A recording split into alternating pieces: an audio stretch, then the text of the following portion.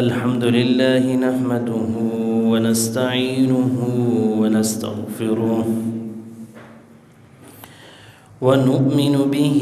ونتوكل عليه ونعوذ بالله من شرور أنفسنا ومن سيئات أعمالنا من يهده الله فلا مضل له ومن يضلل فلا هادي له ونشهد أن لا إله إلا الله وحده لا شريك له ونشهد أن سيدنا ومولانا محمدا عبده ورسوله صلى الله تبارك وتعالى عليه وعلى آله وأصحابه وبارك وسلم تسليما كثيرا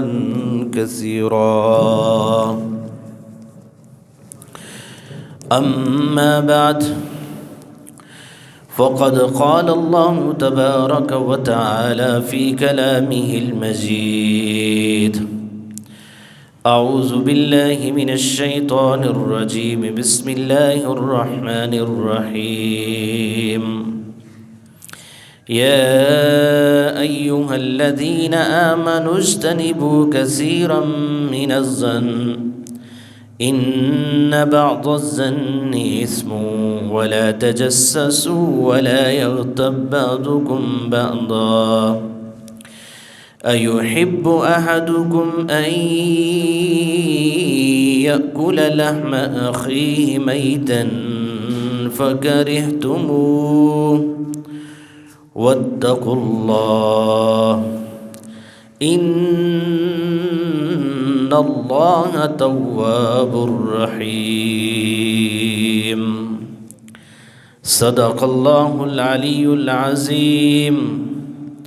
ونفعني وإياكم بآياته والذكر الحكيم.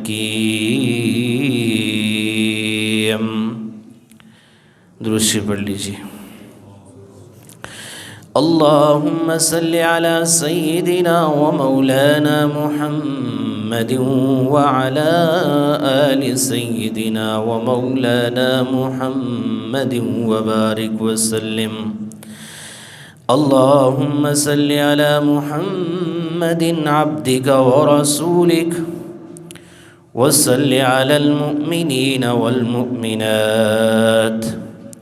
والمسلمين والمسلمات.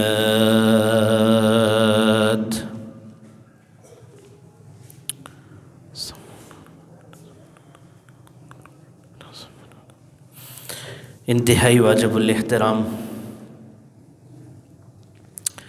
معزز سامعین، بزرگ اور نوجوان دوستوں،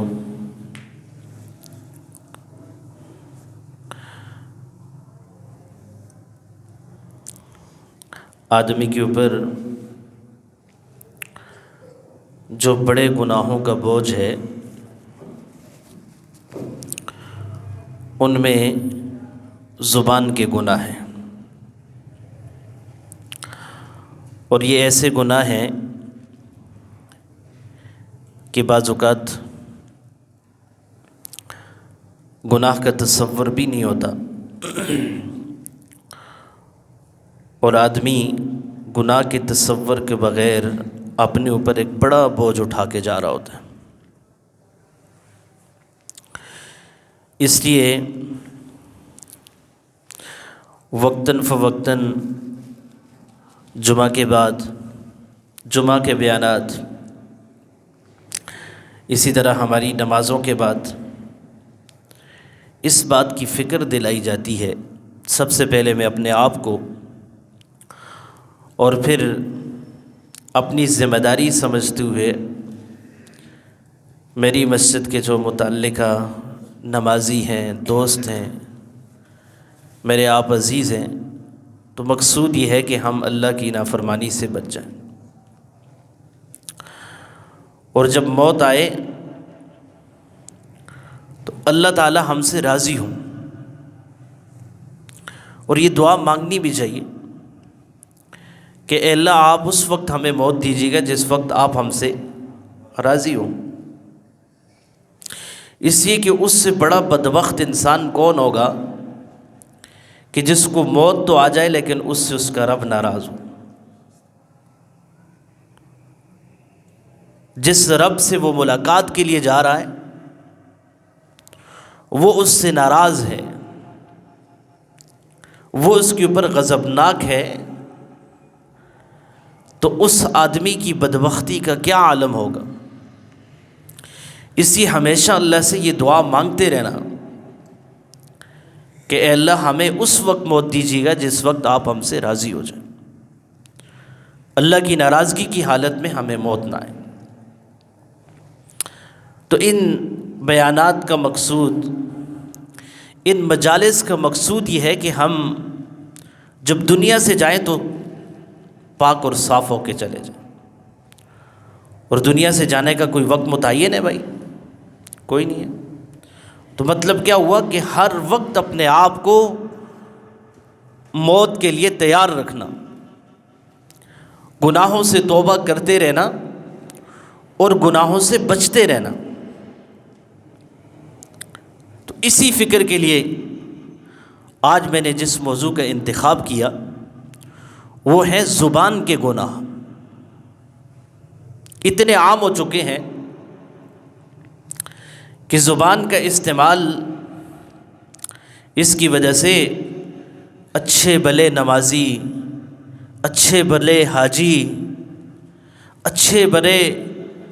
دکھنے میں تقوی، لیکن زبان کے استعمال کی وجہ سے وہ اللہ کے غضب کا شکار ہو جاتے ہیں۔ اور یہی وہ چیز ہے، زبان کے گناہوں میں جو دو گناہ جو بہت کثرت سے ہوتے ہیں ان میں ایک غیبت ہے اور دوسری چغلی ہے۔ غیبت اور چغلی یہ تو اتنی عام ہو چکی ہے کہ اب تو معاشرے میں شاید اس کو گناہ ہی نہیں سمجھا جاتا۔ اور بعض اوقات میں نے خود سنا، اللہ بچائے، کہ غیبت کرنے والا اپنے بھائی کی غیبت کر کے کہتا ہے میں تو وہی بات بیان کر رہا ہوں جو اس میں ہے، میں تو حقیقت بیان کر رہا ہوں۔ اللہ کی نافرمانی کو وہ کہتا ہے میں حقیقت بیان کر رہا ہوں۔ حضور نے فرمایا یہی تو غیبت ہے، اگر اس میں ہے اور تم اس کو بیان کر رہے ہو تو یہ غیبت ہے، نہیں ہے تو یہ تو پھر اس کے اوپر بہتان ہے۔ تو اس سے بچنے کی ضرورت ہے بھائی۔ اور یہ اتنا قبیح گناہ ہے کہ حضور نبی اکرم صلی اللہ علیہ وسلم نے ارشاد فرمایا کہ اس گناہ کا بوجھ، اس گناہ کا وبال اتنا بڑا ہے کہ جیسے کوئی شخص سود کھا رہا ہو، سود۔ اور پھر سود کے بارے میں فرمایا کہ سود کا ادنی درجہ یوں سمجھو کہ جیسے کوئی اپنی سکی ماں کے ساتھ بدکاری کرے، ماں کے ساتھ۔ حضور نبی اکرم صلی اللہ علیہ وسلم نے یہ بیان۔ اور حدیث جو معراج ہے جس میں آپ صلی اللہ علیہ وسلم کو معراج کروائی گئی اور جنت اور جہنم دکھائی گئی، تو اس میں آپ صلی اللہ علیہ وسلم کو ایک منظر یہ بھی دکھایا گیا کہ آپ صلی اللہ علیہ وسلم نے دیکھا کہ کچھ لوگ ہیں جن کے بڑے بڑے ناخن ہیں اور وہ ان اپنے ناخنوں سے اپنے چہرے کو نوچ رہے ہیں، اور اتنا قریح اور اتنا خطرناک منظر تھا کہ آپ صلی اللہ علیہ وسلم نے حضرت جبرائیل سے پوچھا جبرائیل یہ کون لوگ ہیں؟ تو حضرت جبرائیل نے کہا یا رسول اللہ یہ وہ لوگ ہیں جو دوسروں کی غیبت کرتے ہیں، دوسروں کی عزت کو تار تار کرتے ہیں، اپنی زبانوں کو دوسروں کی عزتوں کے اندر دوسروں کی عزتیں خاک میں ملانے کے لیے اپنی زبانوں کا استعمال کرتے ہیں، یہ وہ لوگ ہیں۔ یہ دنیا میں دوسروں کی عزتوں کے اوپر حملے کیا کرتے تھے، آج اللہ نے ان کو یہ سزا دی ہے اور یہ جب تک رہیں گے اسی طرح یہ اپنے چہروں کو نوچتے رہیں گے. جب اگلا چہرہ خراب ہوگا تو اللہ دوبارہ اس کو درست کر دیں گے، دوبارہ سے نوچیں گے، یوں ان کی سزا چلتی رہے گی. یہ انجام بد ہے. اور قرآن کریم کی سورۃ الحجرات، اس میں اللہ تعالیٰ نے دوسرے رکوع کی دوسری آیت میں ارشاد فرمایا یا ایھا الذین آمنوا اجتنبوا کثیرا من الظن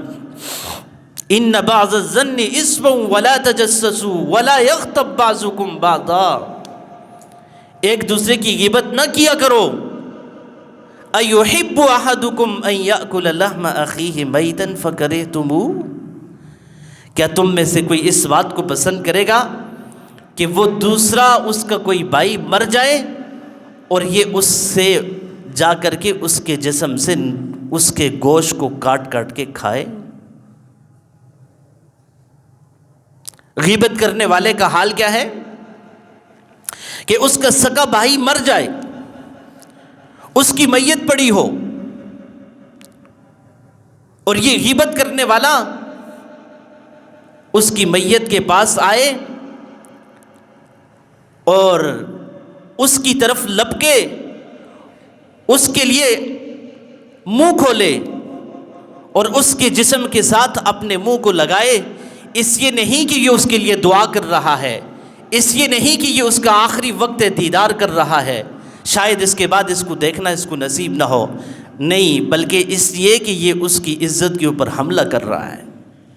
یہ اس کے گوشت کو کھانے کے لیے اپنے آپ کو اس کے قریب کرتا ہے، پھر اس کے اپنے منہ کو اس کے جسم کے ساتھ لگاتا ہے اور اس کے جسم کے گوشت کو کاٹ کر کے نگلتا ہے، یہاں تک کہ اس کے جسم کی ہڈیاں باقی رہ جاتی ہیں اور یہ سامنے کھڑا ہو کے خوش ہو رہا ہوتا ہے. اور حدیث میں آپ صلی اللہ علیہ وسلم نے ایک واقعہ بیان فرمایا کہ آپ صلی اللہ علیہ وسلم کے زمانے میں دو عورتوں نے روزہ رکھا. اب روزہ رکھنے کے بعد آپس میں وہ جب بیٹھیں تو بات چیت شروع ہوئی اور اس بات چیت کے نتیجے میں بات بڑھتی چلی گئی. کسی کا تذکرہ آیا اور اس کے تذکرے میں انہوں نے غیبت کر لی. اب جب ان کی حالت غیر ہوئی تو کسی نے آ کر کے آپ صلی اللہ علیہ وسلم کو بتایا کہ یا رسول اللہ، یہ دو خواتین ہیں جنہوں نے رکھا تو روزہ تھا لیکن ان کی حالت غیر ہو رہی ہے اور ان کی جان لبے جان ہے اور پیاس سے مرنے والی ہے، آپ بتائیے کیا کیا جائے؟ تو آپ صلی اللہ علیہ وسلم نے فرمایا کہ میرے پاس ان کو لے آؤ. تو کسی طریقے سے آپ صلی اللہ علیہ وسلم کے پاس ان کو پہنچایا گیا. تو آپ صلی اللہ علیہ وسلم نے 2 پیالے منگوائے، ایک پیالہ ایک کو دیا اور دوسرا پیالہ دوسرے کو دیا، اور دونوں کو کہا کہ اپنے منہ میں انگلی ڈال کر کے الٹی کرو، قے کرو. تو جب ایک نے قے کی تو اس کی کیسے خون اور پیپ نکلا، گوشت کے ٹکڑے نکلے. دوسری نے قے کی تو اس کی کیسے بھی خون، پیپ اور گوشت کے ٹکڑے نکلے. تو آپ صلی اللہ علیہ وسلم نے ان کو بتایا کہ یہ وہ گوشت، خون، پیپ ہے جو تم نے اپنے کسی بھائی کی غیبت کر کے کھایا تھا.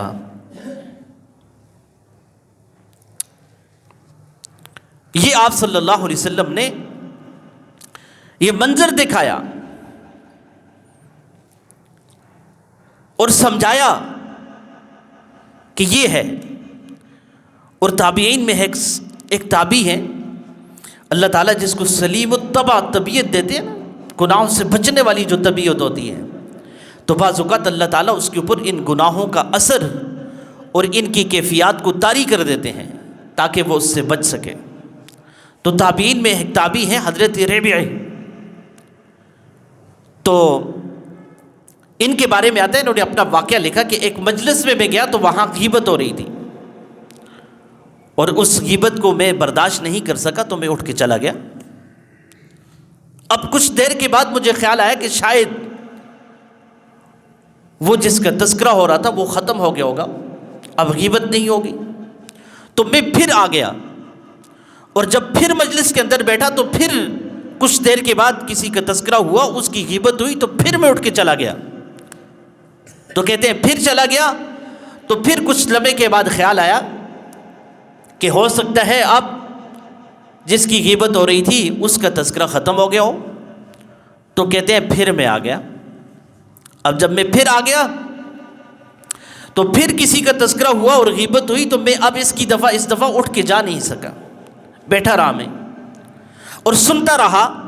اور پھر کچھ لمحوں کے بعد میری زبان سے بھی کچھ جملے اس کے لیے نکل گئے، اور جب یہ جملے نکل گئے تو رات کو آ کر کے جب میں سویا تو سونے میں نے خواب دیکھا۔ اس خواب میں ایک شخص ہے جو ایک پرات کے اندر، ایک پلیٹ کے اندر سور کا گوشت لے کر کے آیا ہے اور لا کر کے میرے سامنے رکھ دیا اور مجھے کہہ رہا ہے کہ کھاؤ۔ تو میں اس کو کہتا ہوں میں ایک سور کا گوشت نہیں کھاتا ہوں، حرام ہے، نہیں کھا سکتا ہوں، میری طبیعت اس کے موافق نہیں ہے، یہ مجھے سوٹ نہیں کرتا۔ تو کہتے ہیں کہ اس نے مجھے اصرار کیا کہ نہیں تمہیں یہ کھانا پڑے گا۔ تو حضرت ربی کہتے ہیں کہ اس نے اصرار پہ جب میں نے نہیں اس کی بات سے ایگری کیا تو پھر اس نے اپنے ہاتھ سے مجھے پکڑ لیا اور زبردستی میرے منہ کے اندر ان گوشت کے ٹکڑوں کو ڈھونسنا شروع کیا، اور وہ ڈالتا گیا یہاں تک کہ مجھے قے ہونے لگی، الٹیاں ہونے لگیں۔ اور جب الٹیاں لگی تو اچانک میری آنکھ کھل گئی۔ تو کہتے ہیں میں بہت پریشان ہوا کہ یہ کیا معاملہ ہوا ہے، اور روتے روتے دوبارہ آنکھ لگ گئی۔ جب دوبارہ آنکھ لگی تو مجھے بتایا گیا یہ وہ جو تم نے آج دن کو اپنے کسی بھائی کی غیبت کی تھی، یہ اس کا نتیجہ ہے کہ تمہیں آج یہ گوشت کھانا پڑا۔ تو عزیز دوستوں اور ساتھیوں، ہمارا کیا حال ہے کہ ہماری کوئی مجلس، وہ مجلس ہی نہیں ہوتی، اس کو مجلس ہی نہیں سمجھتے جس میں کسی کی غیبت نہ ہو اور جس میں کسی کا برے الفاظ سے تذکرہ نہ کر دیں۔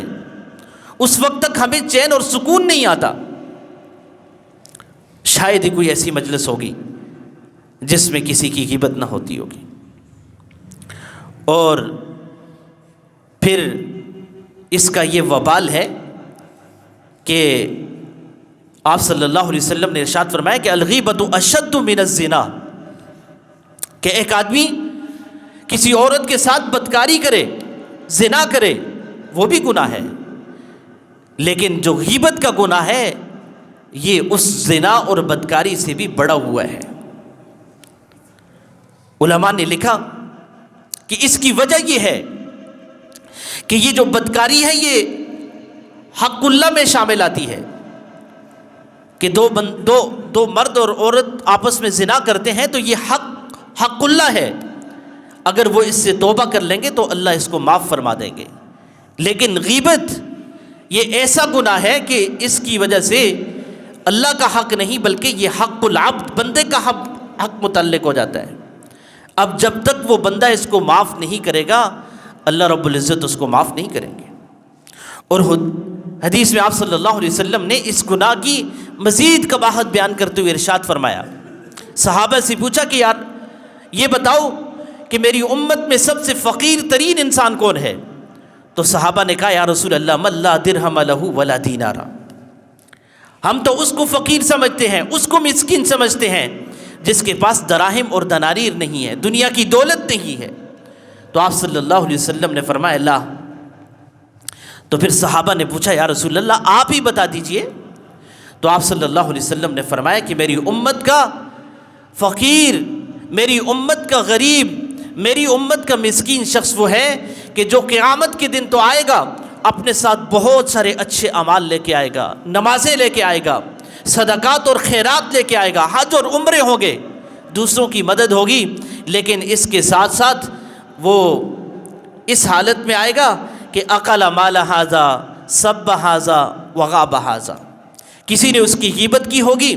کسی کی اس نے غیبت کی ہوگی، کسی کے مال کو کھایا ہوگا اور کسی کا حق لے کر کے یہ میرے پاس آیا ہوگا، اور اس کے نتیجے میں ہوگا یہ کہ اس کی جو نیکیاں ہوں گی وہ اٹھا کر کے ان حقوق والوں کو دے دی جائیں گی کہ لیتے جاؤ. یہاں تک کہ آپ صلی اللہ علیہ وسلم نے فرمایا کہ اس شخص کے اوپر اس کی نیکیاں بانٹنے کے بعد ختم ہو جائیں گی، لیکن اس کے اوپر وہ گناہوں کا بار، گناہوں کا گراں ابھی بھی باقی ہوگا. تو پھر جو اس کے اصحاب حقوق ہوں گے ان کے گناہوں کو اس کے اوپر لاد کر کے اس کو جہنم میں بھیج دیا جائے گا. حضور نبی اکرم صلی اللہ علیہ وسلم نے کتنی شناعت اور کتنی قباحت بیان فرمائی، لیکن بعض اوقات غیبت کے جائز صورتیں بھی ہیں. اللہ تعالیٰ نے اس دین کو مکمل کیا ہے، اس کو ایسے ہی نہیں چھوڑا. تو اگر کوئی شخص کسی کو نقصان پہنچانے کا منصوبہ بنا رہا ہو تو اس کے بارے میں بعض اوقات جا کر کے اس کے بارے میں یہ بتانا واجب بھی ہو جاتا ہے کہ فلاں شخص تمہیں نقصان پہنچانا چاہتا ہے، تو یہ غیبت کے زمرے میں نہیں آئے گا. اس کی مثال خود حدیث طیبہ میں ہے کہ حضرت عائشہ صدیقہ رضی اللہ تعالیٰ عنہ کی روایت ہے، فرماتی ہے کہ میں حضور نبی اکرم صلی اللہ علیہ وسلم کے پاس بیٹھی ہوئی تھی تو سامنے سے ایک آدمی آیا اور وہ دور تھا، تو آپ صلی اللہ علیہ وسلم نے فرمایا بئس اخو العشیرہ، قبیلے میں سب سے برا شخص ہے یہ. تو جب وہ آ کر کے آپ صلی اللہ علیہ وسلم کے پاس بیٹھ گیا تو حضور نبی اکرم صلی اللہ علیہ وسلم نے اس کی خوب تواضع کی، اچھے انداز سے ملے، اس کا اکرام کیا اور بہت اچھے انداز سے اس کو رخصت کر دیا. تو اب حضرت عائشہ صدیقہ رضی اللہ تعالیٰ عنہ نے پوچھا یا رسول اللہ، جب یہ آ رہا تھا آپ نے کہا بئس اخو العشیرہ کہ یہ قبیلے کا سب سے برا شخص ہے، اور جب یہ آپ کے پاس آ کے بیٹھا تو آپ نے اس کی خوب خاطرداری کی، عزت کی اور پھر اس کو بھیج دیا. تو آپ صلی اللہ علیہ وسلم نے فرمایا انسانوں میں سب سے بدترین انسان وہ ہوتا ہے کہ لوگ جس کے شر سے بچنے کے لیے اس کی عزت کریں. تو آپ صلی اللہ علیہ وسلم نے پہلے جملے میں گویا حضرت عائشہ صدیقہ رضی اللہ تعالیٰ عنہ کو یہ فرمایا کہ یہ برا شخص ہے اور اس کے شر سے بچنے کی کوشش کرنا. اور جب وہ آ گیا چونکہ شریر طبیعت کا آدمی تھا اور شر اس کی شرس کے اندر شامل تھا، اس لیے آپ صلی اللہ علیہ وسلم نے اس کی خوب خاطر مدارت کی تاکہ یہ جا کر کے کہیں فساد نہ مچائے. تو بعض لوگوں کی طبیعت ایسی ہوتی ہے کہ ان کی طبیعت کے اندر، ان کی سرش کے اندر ہی فساد ہوتا ہے، اور وہ اپنی زبان کی وجہ سے معاشرے کے اندر فساد مچا رہے ہوتے ہیں، اور کوئی شخص ان کو عزت کی نگاہ سے نہیں دیکھتا بلکہ ہر شخص ان سے بچنے کی کوشش کرتا ہے. لیکن وہ کبھی سامنے آ جاتا ہے تو سارے اس کو اٹھ کے ملتے ہیں، سلام دعا کرتے ہیں اور اس کی عزت اور احترام کرتے ہیں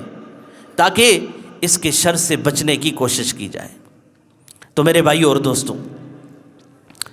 بعض اوقات غیبت کرنا ایسے موقع کے اوپر ایسے شخص کے بارے میں ضروری بھی ہو جاتا ہے کہ کوئی ایسا شخص ہے کہ جو دوسروں کو نقصان پہنچانے والا ہے، جس کی طبیعت کے اندر شر ہے، اس کے شر سے بچنے کے لیے اگر لوگوں کو یہ بتایا جائے کہ یہ شخص برا ہے، یہ غلط آدمی ہے، تو اس میں کوئی حرج والی بات نہیں، یہ غیبت کے زمرے میں نہیں آئے گا. بات سمجھ آ گئی؟ اسی طرح اہل بدعت کی غیبت کرنا، جو بدعتی ہے، دین کو خراب کر رہا ہے، دین اسلام کو منہدم کرنے کی کوشش کر رہا ہے، اپنی مرضی سے دین کے اندر چیزیں ڈال کے ان کو پھیلا رہا ہے، تو ایسے شخص کی غیبت کرنا بھی جائز ہے. اس کے بارے میں لوگوں کو یہ بتانا کہ یہ دین کو خراب کرنے والا آدمی ہے، اس کی خرابیوں کو بیان کرنا، یہ بھی غیبت کے زمرے میں نہیں آئے گا. اسی طرح کوئی شخص کسی دوسرے کو قتل کرنے کا یا نقصان پہنچانے کا یا کسی طرح سے اس کو ہلاک کرنے کی کوشش کر رہا ہے اور اس کے بارے میں کسی دوسرے مسلمان کو پتہ چل جاتا ہے، تو اس موقع کے اوپر نہ یہ کہ اس کی غیبت جو ہے وہ جائز ہے، بلکہ بعض اوقات واجب ہو جاتی ہے کہ دوسرے مسلمان کو اس کے شر سے بچانے کے لیے اس کو یہ بتایا جائے کہ فلاں شخص تمہارے بارے میں یہ منصوبہ بنا رہا ہے، تم اس سے بچ کے رہنا. یہ اگر کسی کو یہ پتہ چل جائے کہ فلاں شخص دوسرے کو مارنے کی کوشش کر رہا ہے اور اس کو پتہ ہونے کے باوجود اس نے اس کو نہیں بتایا، تو قیامت کے دن قتل میں اگر اس کے نہ بتانے کی وجہ سے وہ قتل ہو گیا تو اس قتل میں یہ بھی مجرم ہوگا اور اس کو بھی قیامت کے دن اس گناہ میں پکڑا جائے گا کہ اس کو پتہ تھا اس منصوبے کا، لیکن اس نے اس کو نہ بتانے کی وجہ سے وہ اپنی جان بچا سکتا تھا، اس کے نہ بتانے کی وجہ سے اس کی جان چلی گئی۔ اب قیامت کے دن اس کا گناہ بھی اس کو اٹھانا پڑے گا۔ اس لیے میرے عزیز دوستوں اور ساتھیوں، مختصر وقت ہوتا ہے تو ہم اس مجلس کے اندر آ کر کے یہ سیکھنے کی کوشش کریں کہ بھائی خوبصورت زندگی وہ ہے کہ جس زندگی میں دوسروں کو تکلیف نہ ہو، خوبصورت زندگی وہ ہے کہ جس زندگی میں جب موت آ جائے تو اللہ راضی ہو جائیں۔ اور یہ جو غیبت اور چغلی کا گناہ ہے یہ زبان کے اوپر عام ہو چکا ہے، ہر شخص اس کے اندر مبتلا ہے، تو اللہ تعالی ہمیں اس گناہ سے بچنے کی توفیق نصیب فرما دیں۔ اور سب سے بہترین جو چیز ہے وہ کیا ہے؟ خاموشی ہے۔ آپ صلی اللہ علیہ وسلم نے فرمایا سب سے بہترین عمل یہ ہے کہ انسان خاموش رہے، اور اگر خاموش نہیں ہو سکتا تو فَلْيَقُلْ خَيْرًا، تو اس کی زبان سے اچھے بول نکلیں، دوسروں کے لیے نصیحت ہو، دوسروں کے لیے واعظ ہو، دوسروں کے لیے محبت کے کلمات ہوں۔ یہ اس کا یہ مسلمان کا یہ فریضہ ہے، مسلمان کی یہ ذمہ داری ہے کہ وہ اپنے آپ کو بھی اور دوسروں کو بھی گناہوں سے بچانے کے لیے کوشش کرتا رہے۔ تو سب سے بہترین چیز جو ہے وہ اللہ کے ہاں خاموشی ہے، اور اگر کوئی خاموش نہیں رہ سکتا تو وہ کم از کم اپنی زبان سے کوئی جملہ بولے، کسی کے لیے کوئی بات کرے تو وہ اچھی بات کرے۔ اگر اللہ تعالیٰ اس کے اوپر ہمیں عمل کی توفیق نصیب فرما دیں تو یقین جانیے یہ جو معاشرے کے اندر جو دلوں کے اندر نفرتیں ہیں یہ ختم ہو جائیں گی۔ اب دیکھیے کہ جس شخص کی غیبت کی جا رہی ہے وہ ابھی تک معاشرے کے اندر باعزت تھا، لوگ اس کا اکرام کرتے تھے، لوگ اس کی عزت کرتے تھے، وہ کسی کو مدد کے لیے بلاتا تھا تو لوگ ایک نہیں 10 اس کی مدد کے لیے آنے کے لیے تیار تھے، وہ اگر کسی سے اپنی ضرورت کی چیز مانگتا تھا تو اس کو دینے کے لیے تیار تھے۔ لیکن کسی آدمی نے اس کی غیبت کر دی تو اب جس کی غیبت کی گئی ہے اس کے بارے میں لوگوں کے دلوں کے اندر نفرت پیدا ہو چکی ہے، اس کے بارے میں لوگ اپنا دل صاف نہیں رکھتے۔ اب اگر وہ کسی کو مدد کے لیے بلائے گا تو کوئی اس کی مدد کرے گا؟ اب اگر وہ کسی سے قرض مانگے گا تو اس کو کوئی قرض دے گا؟ اس گناہ کا سبب کون بنا؟ وہ غیبت کرنے والا شخص جس نے ابھی تک یہ اپنے بھائیوں کے اندر باعزت تھا، عزت کی زندگی گزار رہا تھا، لیکن اس کو ذلت کے اندر مبتلا کرنے والا یہ غیبت والا ہے، جس نے غیبت کر کے اپنے بھائی کو ذلت کے اندر مبتلا کر دیا۔ اللہ تعالیٰ اس وجہ سے اس کے اوپر گناہ ڈالیں گے۔ غیبت ایک گناہ نہیں بلکہ گناہوں کا مجموعہ ہے۔ تو اس لیے میرے عزیز دوستوں اور ساتھیوں، آپ میں سے اکثریت دکاندار ہیں، آپ میں سے اکثریت دفاتر والے ہیں، تو آپ کو ان چیزوں کا سامنا کرنا پڑتا ہوگا کہ آپ کے پاس لوگ آ کر کے بیٹھ جاتے ہوں گے، آپ سے بات کرتے ہوں گے، پھر 2 3 4 مل جاتے ہوں گے اور اس کے نتیجے میں غیبت کا ایک دروازہ کھل جاتا ہوگا۔ اس لیے میرے ہاتھیوں اور دوستوں اور ساتھیوں، اس گناہ کا ادراک کیجئے اور آج کے بعد اپنے آپ کو غیبت سے بچائیے۔ انشاءاللہ بچائیں گے نا انشاءاللہ۔ اگر آپ کے سامنے کوئی غیبت کر رہا ہو تو اس کو صاف کہہ دیں کہ بھائی ہم آپ کی زبان سے غیبت سننا بھی پسند نہیں کرتے، ٹھیک ہے؟ نہیں، اچھے انداز سے، پیار سے، اور اگر وہ نہ سنے تو آپ اس سے کنارہ کش کر لیں، اور انشاءاللہ اس سے انشاءاللہ ہماری اللہ تعالیٰ زبانیں بھی محفوظ فرمائیں گے، اور انشاءاللہ ہمارے کان بھی غیبت کے گناہ سے محفوظ رہیں گے۔ اللہ تعالیٰ عمل کی توفیق نصیب فرما دیں، سنتیں ادا فرما لیجیے۔